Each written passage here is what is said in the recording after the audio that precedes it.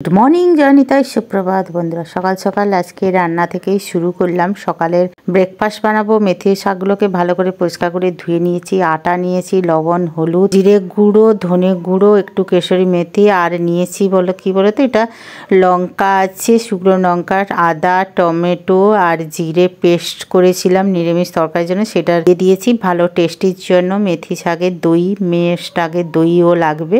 এগুলো দিয়ে তেল দিয়ে ভালো করে আগে এটাকে গুলিয়ে নেব।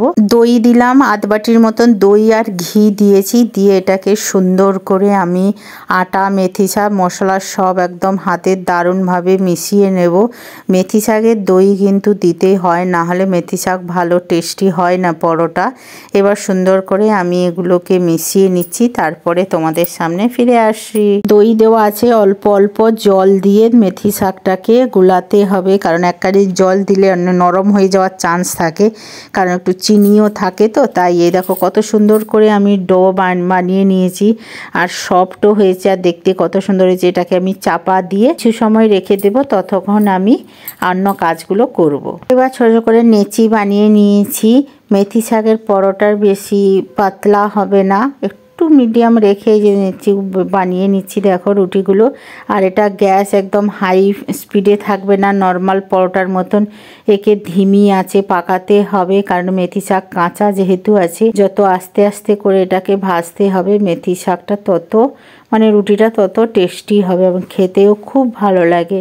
গ্যাস আমি এপিট ওপিট করে রুটিগুলোকে সুন্দর করে ভাজা করে নেব, একটু সময় দিয়ে দিয়ে। কিন্তু সকালে ব্রেকফাস্ট একটু তাড়াহুড়ায় করতে হচ্ছে। এটাকে মাখিয়ে কিছু সময় আধ ঘন্টা 1 ঘন্টা রেখে দিলে ভালো হয়। এবারে আমি অল্প অল্প ঘি দিয়ে বানাচ্ছি, আমি বেশি তেল দিয়ে ভাজি না, তাহলে রুটিটা ভালো লাগে না আমাদের এক কারি তেল দিয়ে পরোটা। এবারে অল্প অল্প তেল বা ঘি দিয়ে এরকম জাঁকিয়ে জাঁকিয়ে করে মেথি শাকের পরোটাগুলো বানাবো। আগেই বলেছি, মেথি শাক যখন পরোটা বানাবে তখন গ্যাসটাকে মিডিয়াম করে রুটিগুলোকে বানাতে হয়। এই যে একটা একটা করে বেলে নিচ্ছি আর একটা একটা করে ভেজে নেব।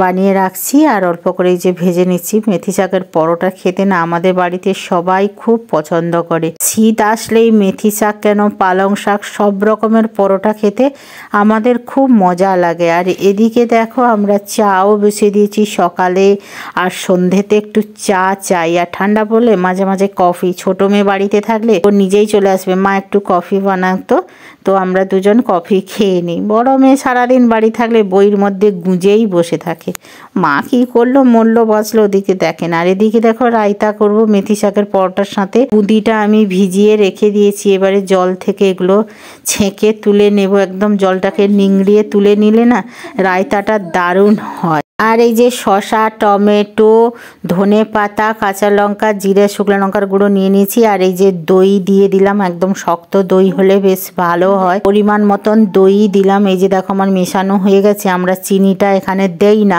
আমরা চিনিটা কম খাই, কারণ আমরা তো ডায়েট করি, মোটা সোটা লোক মানুষ, একটু মিষ্টি কম খাচ্ছি। ছোটো মেয়ের একটু মিষ্টি পছন্দ করে, ও তার নিজের জন্য একটু চিনি নিয়ে নেবে। আর এই যে দেখো আমাদের রায়তা একদম রেডি। এদিকে বড়মশাইকে দিয়ে দিলাম খেতে।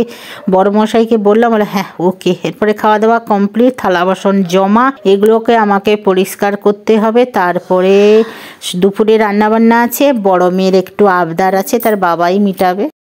Good morning, Radhe Radhe.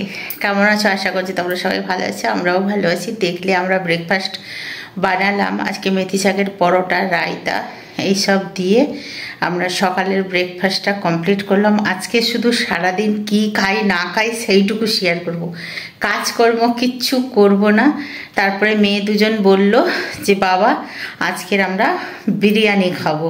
ওরা তো বিরিয়ানি পাগল, বিরিয়ানি খাবে, কিন্তু বড়মশাই বলল যে না আমি খাবো না, আমার জন্য আমার নিরামিষ তরকারি হবে। বলে যদি মাছ থাকে একটু মাছ করে দাও, মাছ আছে, মাছের তরকারি করব, আর একটু নিরামিষ তরকারি করব। কি করি সবটা অল্প অল্প করে শেয়ার করব, সারাদিন কি খাই সেইটুকু শেয়ার করব। তাহলে চলো এখন আমি আমাদের রান্নাটা করি, তারপরে বড়মশাই যাবে বিরিয়ানি আনতে। চলো পরে দেখা হচ্ছে। মশার জন্য রান্না বসিয়ে দিয়েছি। তেল, কাঁচা লঙ্কা, পেঁয়াজ কুচু কুচু করে দিয়ে দিয়েছি। একদম সিম্পল ভাবে রান্না করব। এই যে মাছটা ভেজে রেখেছি, মাছটা দিয়েই এই যে লাল লাল সর্ষে বাটা জিরা বাটা দিয়ে একটু ঝোল করেছি। এরকম ঝোল করলে না ওর খেতে খুব ভালোবাসে। আর সাথে আছে গরম গরম এই যে ভাত দিয়েই খাওয়া দাওয়া। ওদের জন্য দুপুরে স্পেশাল বিরিয়ানি নিয়ে এসেছি। স্পেশাল বিরিয়ানিতে আলু থাকে, ডিম থাকে আর অনেকটা পরিমাণে ভাত থাকে, দুটো চিকেন থাকে। ওদের প্রিয়। বড়মশাই খাবে না বললো, সাথে স্যালাড। হাই, গুড ইভিনিং বন্ধুরা। মাস্ক কেন পরে এসছি? কোথাও যাচ্ছি না। এখন মেয়েদের বায়না সন্ধ্যাবাতি দিয়ে চা খাওয়ার পরে বলছে মা একটু ফিশ পকোড়া করো তো। এমনি বড় মেয়ে মাছ খেতে চায় না, তো ওই জন্য মাছ বানাবো বলে প্রোটেক্ট।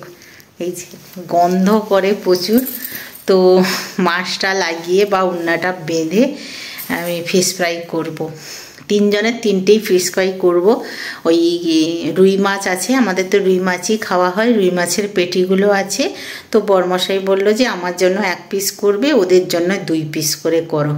তো ওই জন্য আর কাসুন্দি আছে, চাটনি আছে, মতো সস ফস দিয়ে খেয়ে নেবে। আর আমি আমার জন্য একটু পকোড়া করব। আগে বেসনের পকোড়াটা করে নেব, মানে আলুর পকোড়া আর বেগুনি আমার মেয়ে খেতে ভালোবাসে, তোমরা জানো এতদিনে। তো ওর জন্য একটু বেগুনি করব, একটু আলুর পকোড়া আর ফিশ ফ্রাই করব। চলো বেশি দেরি করব না, রাতে আবার খাওয়া দাওয়া আছে। বললাম না সারাদিন কি খাই সেইটুকু শেয়ার করব। চলো এখনকার মতন টাটা।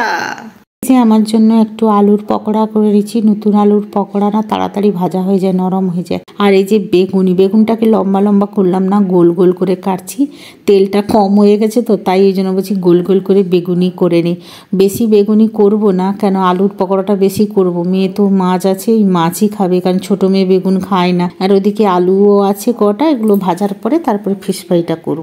এদিকে ফিশ ফ্রাইটা বসিয়ে দিয়েছি। তিনটে করে বানাচ্ছি, যেমন মাছকে ম্যারিনেট করে রাখতে হয়, রেখে তারপরে বেসনের ব্যাটারে ঘি বা চালের গুঁড়ো দিয়েছি। তারপরে ফিশ ফ্রাই করার পরে ওই যে ব্যাটারটা বেঁচেছিল আমার বেগুনি আলুর ব্যাটারটার মধ্যে একটু পেঁয়াজ বেশি করে দিয়ে দিয়েছি, দিয়ে ওদের একটু পকোড়া ছেড়ে দেবো। পেঁয়াজি খেতে খুব ভালোবাসে। এখন রাতে ডিনার নিয়ে চলে এসেছি। এই যে দুজনে ফুলকপি আলুর তরকারি দিয়ে দিয়েছি, আর বড় মেয়ের জন্য একটু বেগুনের ভর্তা করেছি।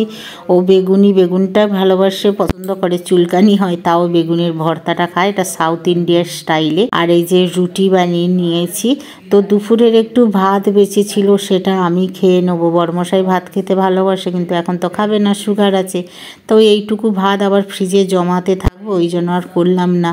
তো ওই জন্য আমি ভাত আর নিরামিষ ওই ভাজা ছিল ফুলকপি ডাঁটার, শসা, রুটি আর ফুলকপির তরকারি দিয়ে আজকে রাতের পেট পূজাটা সারবো। হ্যালো বন্ধুরা, এখন রাতের ডিনার ফিনার কমপ্লিট, কাজ কমপ্লিট। রাতে দেখলে রুটি, ফুলকপির তরকারি, শসা, বেগুন ভর্তা এগুলো দিয়ে খেয়েছি। আমি তো একটু ভাত খেয়েছি, পছন্দ করি না, তবু ওই ভাতগুলো জমাবো, ওই জন্য খেয়েই নিলাম। আর রুটি যা বানিয়েছিলাম সব পড়ে আছে। বড়মশাই 2টো খেয়েছে, ছোটো মেয়ে 1টা, বড় মেয়ে 1টাই তো খায়। আমি একটা রুটি আর একটু ভাত নিয়েছি। এই সব খাওয়া দাওয়া কমপ্লিট। আর সারাদিন কি করলাম, কি খেলাম সেইটুকু তোমাদের সাথে শেয়ার করেছি। কেমন লাগলো কমেন্ট করে জানাবে। মাঝে মাঝে না এরকম শুধু খাবার ব্লগ দিতেও ভালো লাগে। এমনি কাজের ব্লগ ওই থোড়বড়ি খাড়া বড়ি থোড়, দিনভর ওই ঘর ঝাঁটানো, মেয়ে ছাড়তে যাওয়া, রান্না বান্না, জামা কাপড় গুছানো, ওই সব। বাইরে তো বেরোই না যে তোমাদের সাথে শেয়ার করব, তোমাদেরও ভালো লাগে না। তাই চিন্তা ভাবনা করলাম চলো আজকে শুধু খাওয়া দাওয়া দেই আর এনজয় করার ভিডিওটা দিই। তা কেমন লাগলো? তাহলে আজকে মতন tata, bye bye, good night.